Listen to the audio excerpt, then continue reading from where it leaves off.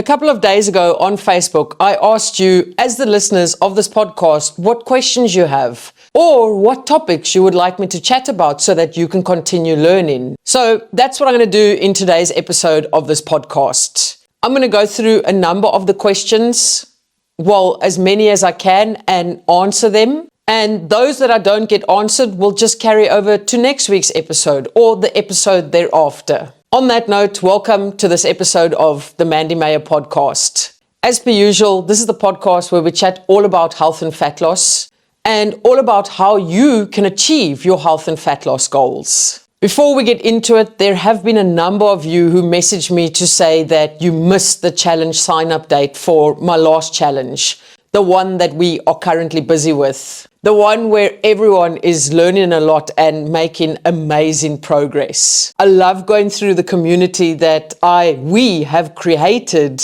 and just reading all the wins on a daily basis and answering the questions from everyone in the community. If you missed the sign up to the current challenge, don't worry. The next challenge starts on the 8th of September. And sign-ups will take place on the 4th of September. All information is on my website. The link is in the description. The first question that I'm going to chat about is, what is your thoughts about the carnivore diet? Firstly, I have done a detailed episode about my thoughts on the carnivore diet. All you have to do is scroll through all the episodes on Spotify and you will find it there. In short, when it comes to any diet, you have to ask yourself, can I do this for the rest of my life? And if the answer is no, then unfortunately, it's not going to be sustainable. The thing about losing weight is not about losing it as fast as possible through some random diet. If you want it to be sustainable, you have to commit to lifelong changes. And by lifelong changes, I mean healthy habits. You need to create healthier habits in order to create a healthier lifestyle that you can maintain and sustain for the rest of your life, especially if you want to keep that weight off. I personally don't stand for the carnivore diet because it's missing your micronutrients. It is very restrictive in that sense. Where are you getting your fruits? Where are you getting your vegetables? Your fiber, where are you getting that? And that's just to name one or two things. Your fiber is super important for your health. So are fruits and vegetables. Now, I'm going to say this not as fear-mongering, but as a harsh reality.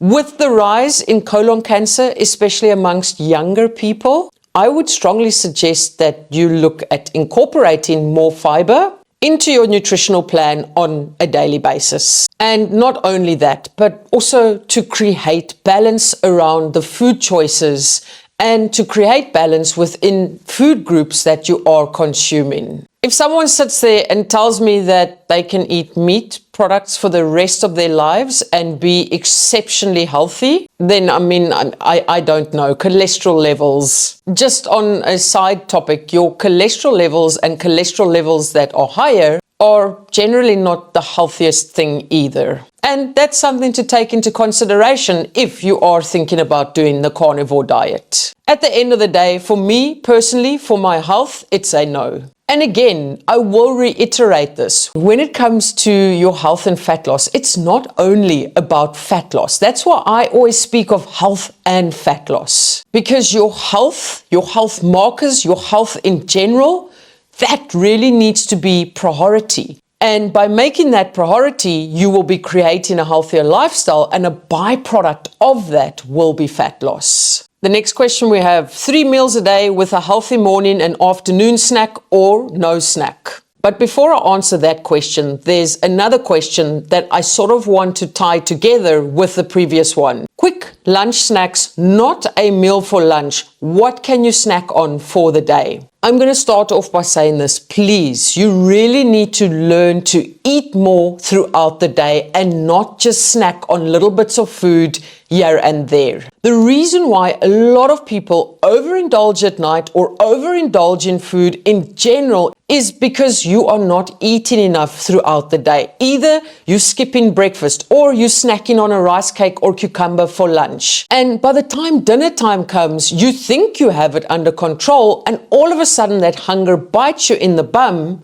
And that is oftentimes where you raid the snack cupboard immediately after dinner. So we go back to the previous question where it says 3 meals per day and 2 snacks or no snacking. I like that because you're focusing on having 3 meals per day and then deciding, are you going to snack or not? I would say 3 meals per day is your foundation when it comes to your meals. Now, if you feel that you need a snack in between those meals, that's absolutely fine. Or if you're someone that really likes having a snack before you go to bed, maybe a cup of tea and a rusk or a biscuit, and that is something that you don't want to forego during your health and fat loss expedition, you can incorporate that into your plan after having your 3 solid meals per day. Now, to give you a bit of insight into my daily life, or not really my daily life, but my daily meals or snacks for that matter, or the lack thereof, I don't snack throughout the day.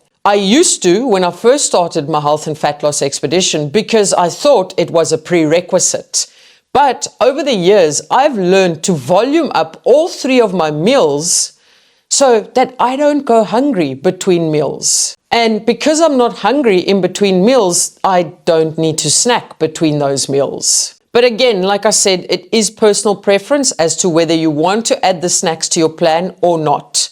But I will go back to the fact and suggest that you focus on 3 volumed up meals every single day. And forget about this constant grazing or snacking throughout the day. You are looking for trouble. You are looking for problems if that is the route that you want to proceed with. And I know many people will say, oh, but Mandy, I'm just not hungry at breakfast time, or I'm just not hungry at lunchtime. Well, the reason you are currently not hungry at those times is because you are not eating 3 meals per day. The moment you start getting into a routine and a frequency of having 3 meals per day, you're going to start regulating your appetite hormones. You're going to start becoming hungry at more or less the same time every single day. And my friends, that is how you are going to control your hunger. Now, I can sit here and tell you that, oh, that's what worked for me, but I already see it within the group that I am working with my previous clients that I've worked with my private clients that I am working with. The massive game changer is having 3 meals per day. The biggest issue that I have seen is that we have been made to believe that if you want to lose weight, you have to eat as little as possible. And it's created fear amongst people who are trying to lose weight. And by fear, I mean fear of food, fear of nourishing your body, fear of eating more and eating the correct amount of calories every single day. And because that fear is so much, you tend to not eat. And that is where the shit hits the fan. That is where the pawpaw hits the fan. Because it becomes a vicious cycle of constant snacking and grazing throughout the day and not having solid meals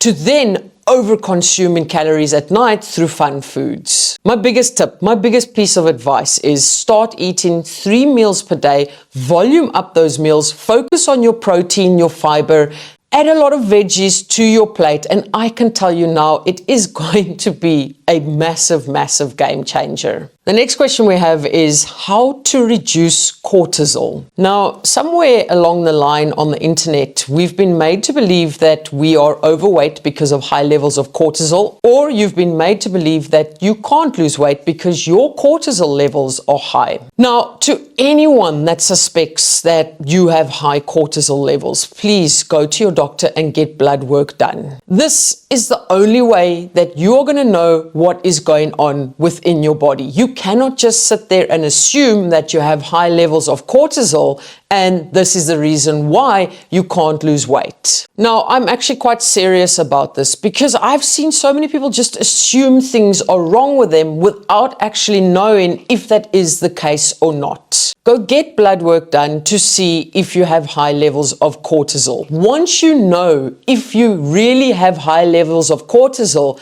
that is where you then discuss it with your healthcare provider about how to move forward to reduce those levels of cortisol. Now, if you do have a piece of paper, which also known as your blood work results, and it does state that you have high levels of cortisol, I want you to know that it's not the higher levels of cortisol that is leading to fat gain. But it is the actions that you take when you are overly stressed that could lead to you overeating and not exercising enough, which then leads to fat gain. Because why? Because you will most likely not be in a calorie deficit, but rather within a calorie surplus. Think about it for a moment. If you are overly stressed, what happens? You might turn to food as a form of stress eating or emotional eating. Now, all of a sudden, you are over-consuming calories. Having exceptionally high levels of stress or anxiety can also mean that your sleep is disrupted. And the more your sleep is disrupted, the more you will struggle to adhere to your nutritional plan and your exercise plan. Again, that's something that's going to make fat loss a lot more difficult. So ultimately, at the end of the day, my question would be, what strategies can you put in place to manage your stress? What strategies or methods can you use to manage your stress eating? What strategies and methods can you use to get you out there to do your activities or your exercise even when you are feeling tired or overly stressed? Now, I know as well that a lot of people out there will say that you have cortisol belly, meaning that you have a tummy that is more overweight because you have higher levels of cortisol. Now, there is truth to that, but that stomach fat or that tummy fat is not just magically appearing there. That fat comes from the fact that someone is eating within a calorie surplus, meaning you are over-consuming calories. If you have a higher level of cortisol within your body, that could potentially dictate where that fat is stored. And then it might be stored around your tummy because of the higher levels of cortisol. But that fat still has to come from somewhere, and that comes from an overconsumption of calories on a daily basis. Now, if you do have higher levels of cortisol, you're going to have to look at managing your stress. You're going to have to look at light exercising. You're going to have to look at how you can increase your sleep or get better quality sleep. And you're going to have to figure out how you can reduce being in that constant fight mode all the time. And these things are not easy, but ultimately at the end of the day, you're going to have to figure out how to de-stress yourself as best as possible or as much as possible. And I will reiterate this again. If you are someone with high levels of stress, have a look at what role that plays within your actions. If you're constantly stressed, do you turn to food as a form of coping with that stress? If you are constantly stressed, are you struggling to sleep? And if you struggle to sleep, how does that affect your appetite hormones, your cravings, as well as your overindulgence? All of those things need to be taken into consideration. Now, the last question that I will answer for this episode, keep in mind I will answer some of the other questions in the next episode. This is the last one for this episode. Dealing with allergies in the fat loss process. I am allergic to eggs and dairy, so many options are limited. Help us deal with the restrictions by substitutes. No one focuses on that, eggs, dairy, gluten, etc., etc. Now, this can be quite tricky because at the end of the day, my goal for you would be that you create a sustainable meal plan for yourself that involves foods that you enjoy and that you can consume. If you are trying to lose weight by purchasing generic meal plans or by getting meal plans written out for you by someone that doesn't know what your allergies are or what your preferences are, then it is going to be difficult. I'm just going to touch on the things mentioned in this question. So eggs and dairy. You don't need to be having those foods for fat loss to take place. They don't have to be on a meal plan. It's the same if I make a recipe with mushrooms and someone says to me, but I don't eat mushrooms, so what can I use? You can use absolutely anything that you want to use, anything that you like having, anything that is enjoyable for you. Because at the end of the day, it's not about specific foods that lead to fat loss. It's about you being in a consistent calorie deficit. And yes, eggs might be a convenient way of increasing your protein, but you sure as hell don't need to eat eggs as a form of protein for fat loss. And yes, there might be a number of recipes out there that do contain eggs, but guess what? You don't have to make those recipes as part of your nutritional plan for your fat loss expedition. A lot of the times there's that mindset of if it is on the meal plan, it has to be eaten. And if it isn't eaten, that fat loss can't take place. That is the incorrect mindset. Because really, your meal plan just has to place you as an individual within a calorie deficit, regardless of what foods are on that meal plan. As long as you are in a calorie deficit, well, that is where fat loss takes place. Let's say, for example, I post a breakfast recipe online, very basic one, eggs and avo on toast. And you see that recipe and you're like, oh, well, now I can't eat that. So then what is the chance of me losing weight? You leave the egg off the toast and you have avo toast. And if you don't like avo, you can have a peanut butter and jam toasted sandwich if you want. And like I always say, your recipes for your health and fat loss expedition don't need to be a carbon copy of even the recipes that you find in my recipe ebooks that you can purchase, or the recipes that I share online, or the recipes that anyone shares online. The goal here would be for you to look at that recipe and say, how can I learn to make a recipe more or less the same that aligns with my food goals, your food goals, in a way that works with your calorie goals on a daily basis? And the only way that you're going to be able to do that is if you're actively logging and tracking your calories so that you can learn about the nutritional values of certain foods.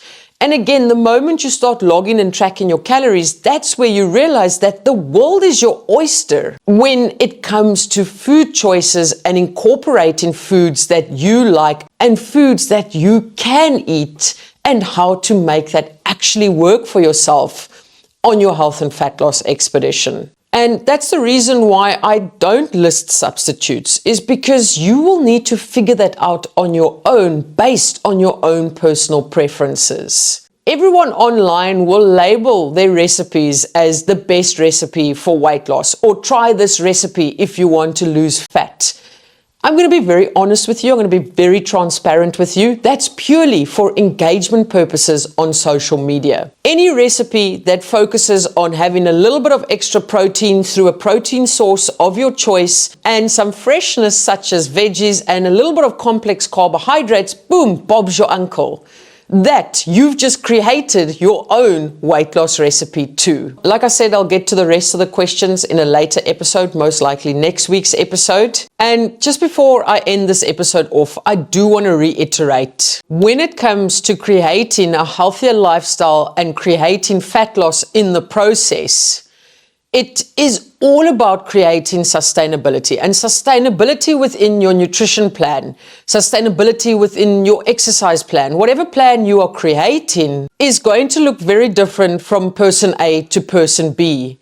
Because at the end of the day, what is sustainable for you might not be sustainable for me. So remember, there is no specific one size fits all or no specific way forward when it comes to creating the magical fat loss plan. It's all about creating a way forward that works for you, with food choices that work for you, with exercises that work for you. Damn, even the amount of exercise or steps that work for you. And I know it's very important to note that and to keep that in mind, or else you'll feel as though fat loss is never for you because you cannot keep up to Brenda from accounts or Sally from the printer. But at the end of the day, you don't need to keep up to anyone except for yourself and your plan, and creating consistency and sustainability within your plan. On that note, I'm going to love and leave you like I usually do. Keep smiling, keep laughing, and keep being kind to yourself. Much love, your friend who knows it will all become much clearer if you just join my next 4-week challenge. Mandy.